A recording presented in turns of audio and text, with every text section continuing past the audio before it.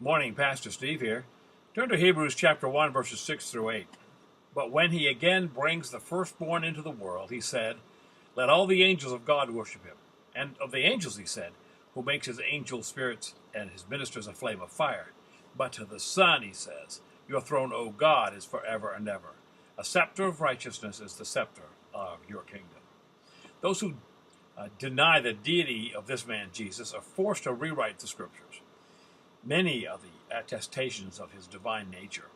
And here the writer of Hebrews quotes their own scripture from Psalm 46 to emphasize the power and the superiority of the Christ of God, God's full and final revelation. Notice that his scepter is righteousness. In this day and age, we long for true justice and judgment, don't we? Jesus will judge truly and firmly, according to total knowledge and truth. You and I aren't able to do that. No angel can ever hope to be in that position. They're ministers, servants. But note, they're instructed to worship him. Remember in the garden when Peter drew his sword and cut off the dude's ear? I always thought he was aiming for his head, but it was just a lousy swordsman. But anyway, remember what Jesus said? Peter, put away the sword. He might even have said it, put away your puny weapon anyway, but because he then said, hey, those who take the sword will perish by the sword. Don't you think that I could now pray to my Father and he'll provide me with more than 12 legions of angels? How could the scriptures be fulfilled if that was to happen? So Peter had a puny weapon. If one angel slew the firstborn of Egypt in one night, what could 12 legions do to this frail world?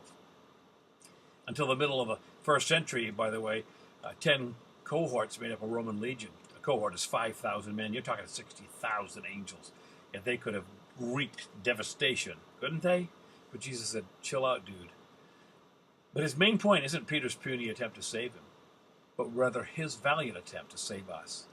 How then could the scriptures be fulfilled, that it must happen this way? All of the power of heaven and earth surrendered and was made humble, even to death that night. And it was because of you. It was because of me. Here's the place to really use that overused word. Awesome. You ponder that.